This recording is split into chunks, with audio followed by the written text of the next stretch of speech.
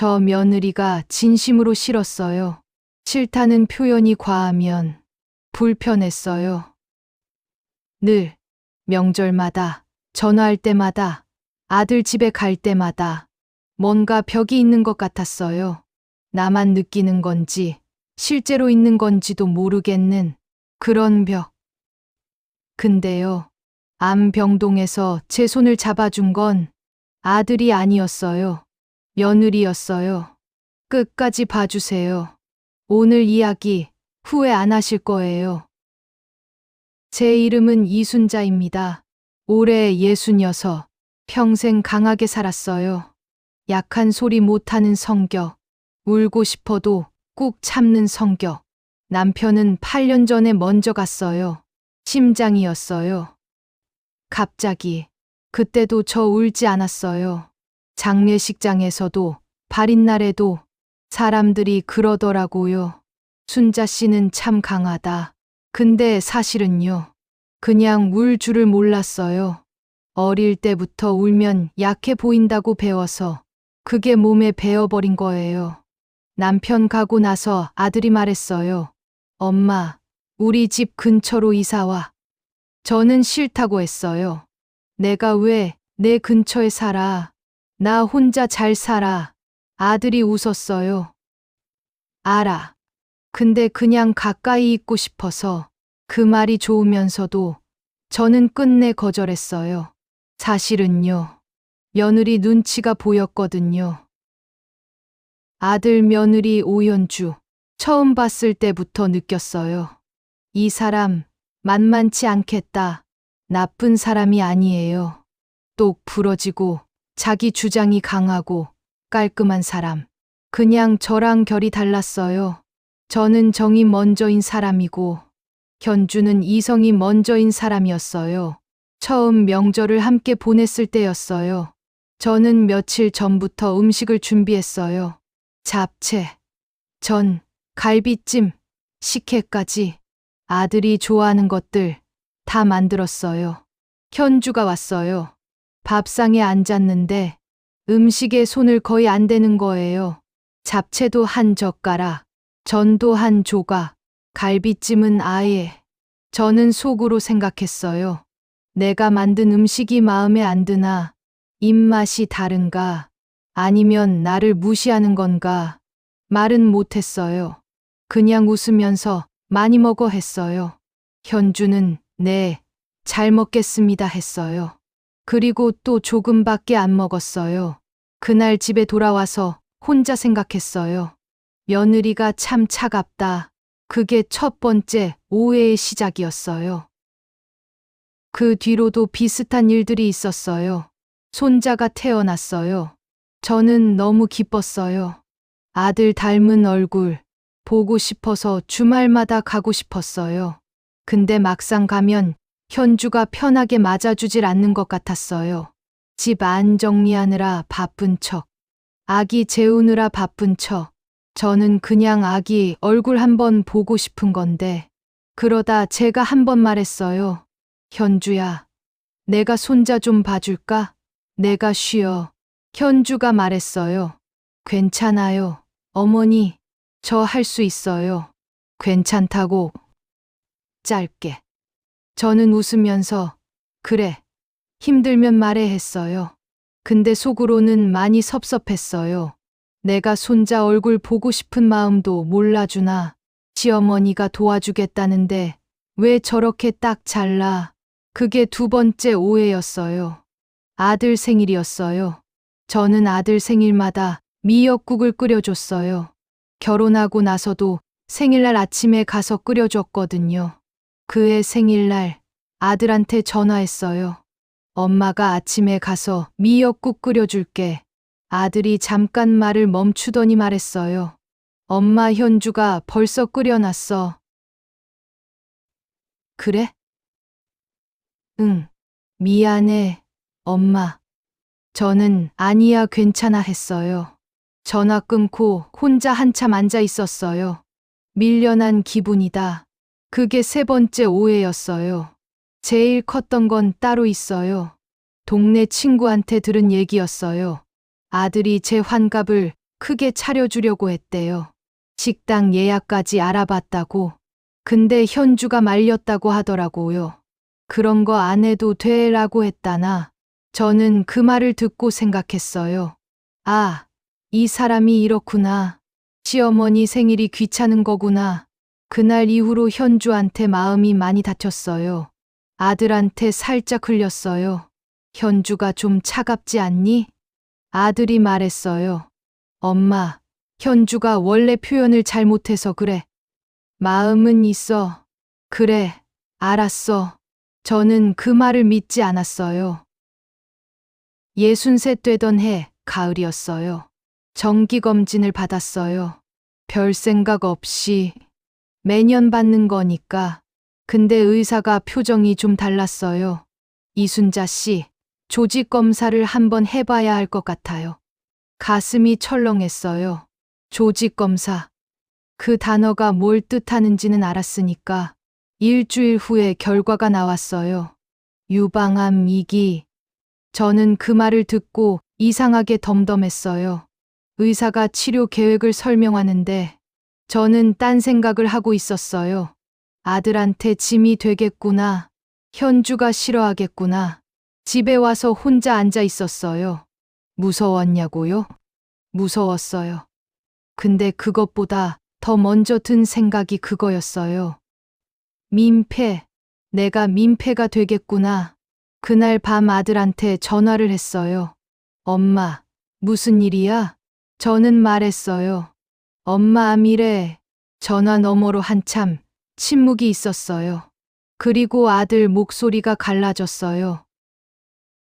어디 암이야? 유방. 이 길에. 엄마, 나 지금 갈게. 오지 마. 늦었어. 엄마, 내일 와. 현주한테 말하지 말고. 저는 그렇게 말했어요. 현주한테는 말하지 말라고. 다음 날 아침, 초인종이 울렸어요. 아들이 오는 줄 알았어요. 문을 열었는데 현주였어요. 혼자였어요. 저는 당황했어요. 현주야. 아들은 출근했어요. 제가 왔어요. 저는 말이 안 나왔어요. 현주가 들어왔어요. 손에 뭔가 들고 있었어요. 죽이었어요. 아침 못 드셨을 것 같아서요. 저는 그냥 앉았어요. 현주가 상을 차렸어요. 말이 없었어요. 저도 말이 없었어요. 같이 앉아서 죽을 먹었어요. 현주가 말했어요. 어머니, 저 같이 병원 가도 될까요? 저는 말하려고 했어요. 괜찮아.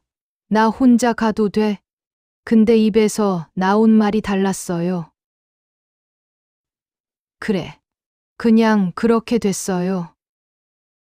항암 치료가 시작됐어요. 3주에 한 번. 현주가 매번 왔어요. 아들은 직장 때문에 못 오는 날도 있었어요. 그럴 때도 현주는 왔어요. 저는 그게 이상했어요. 왜 오는 거지? 불편하지 않나? 의무감인가? 한 번은 물어봤어요. 현주야, 너 매번 오면 힘들지 않아? 내 일도 있는데. 현주가 잠깐 창밖을 봤어요. 그리고 말했어요. 제 엄마가 같은 병이었어요. 저는 멈췄어요. 그래? 4년 전에 돌아가셨어요. 저는 아무 말도 못했어요. 현주가 계속 말했어요. 그때 제가 옆에 많이 못 있었어요. 일한다고. 그래서요. 그게 전부였어요. 그게 전부인데 저는 그 말이 오래 남았어요. 항암 부작용으로 머리카락이 빠지기 시작했어요. 처음엔 조금씩, 나중엔 한 움큼씩. 거울을 보기가 싫었어요. 평생 머리를 단정하게 하고 살았는데 어느 날 현주가 왔어요. 손에 쇼핑백을 들고 어머니, 이거요. 안에는 모자가 있었어요. 베이지색, 예쁜 거였어요. 저는 말했어요. 이런 거 사지 않아도 되는데. 현주가 말했어요. 써보세요. 저는 써봤어요. 현주가 고개를 끄덕였어요. 잘 어울려요. 말은 짧았어요. 근데 그 눈빛이 달랐어요. 저는 모자를 쓴 채로 거울을 봤어요. 눈물이 날 것 같았어요. 꾹 참았어요. 저 원래 안 우니까. 어느 날 저녁 아들이 왔어요. 둘이 앉아서 얘기를 하다가 제가 물었어요. 현주가 왜 명절에 음식을 잘 안 먹어? 내 음식이 맞지 않아? 아들이 말했어요. 엄마, 현주가 소화 장애가 있어.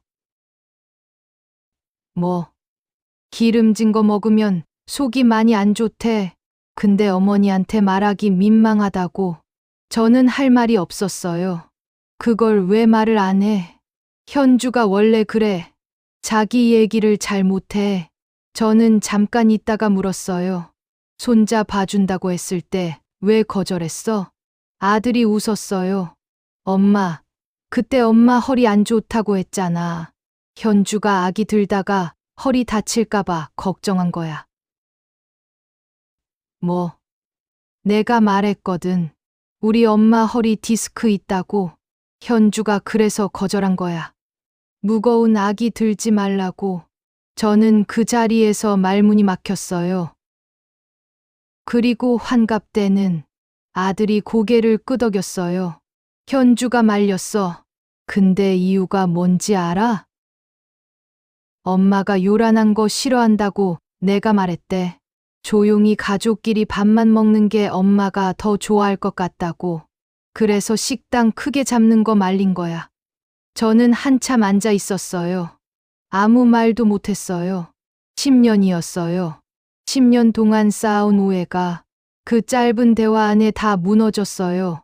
차갑다고 생각했던 사람이 오히려 가장 많이 생각하고 있었던 거예요. 나를. 치료가 끝나고 회복을 하면서 처음으로 현주랑 단둘이 밥을 먹었어요. 아들 없이 작은 국수집이었어요. 별말 없이 국수를 먹었어요. 저는 그게 좋았어요. 억지로 대화하려고 애쓰지 않아도 되니까. 현주가 핸드백에서 작은 봉투를 꺼냈어요. 어머니, 이거요. 저는 받았어요. 열어봤어요. 금반지였어요. 오래된 금반지. 저는 고개를 들었어요. 현주가 말했어요. 항암 받으실 때 드리려다 못 드렸어요. 이게 뭐야?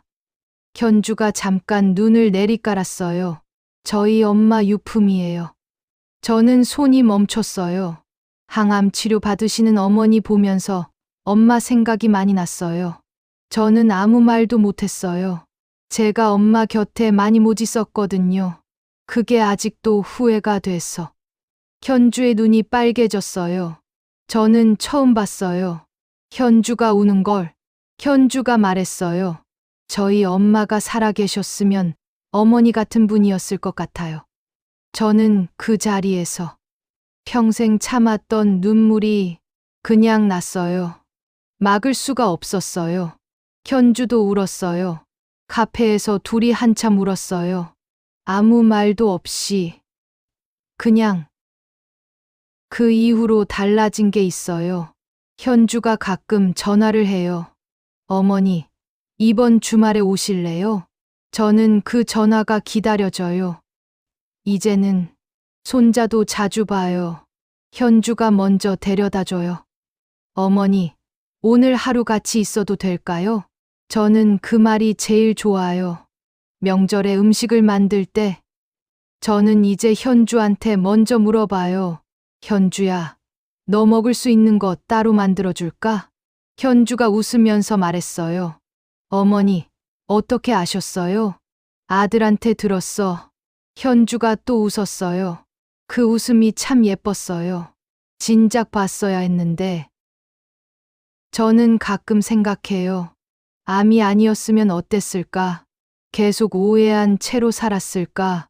현주를 차갑다고만 생각하면서 모르겠어요. 근데 한 가지는 알아요. 표현하지 않는다고 마음이 없는 게 아니라는 거. 저도 그랬거든요.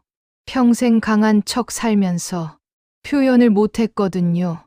현주도 나랑 같은 사람이었어요. 그냥 서로 몰랐던 거예요. 요즘은요. 저 가끔 현주한테 말해요. 현주야, 고마워. 현주가 뭐라고 하는지 아세요? 저도요, 어머니. 그 두 마디면 충분해요. 말이 짧아도 다 들어있으니까. 오늘 이야기 어떠셨나요? 저는 이 이야기를 전하면서 계속 이 생각이 들었어요. 우리가 차갑다고 느끼는 사람들이 사실은 가장 많이 생각하고 있는 사람일 수 있다는 것. 표현이 서툰 것과 마음이 없는 것은 달라요. 그리고 오해는 물어보지 않으면 절대 풀리지 않아요. 오늘 오랫동안 오해하고 있던 사람에게 먼저 한마디 건네보시는 건 어떨까요? 오늘 영상이 마음에 남으셨다면 구독과 좋아요 눌러주세요. 댓글에 여러분의 이야기도 들려주시면 좋겠습니다. 다음 영상에서 또 뵙겠습니다.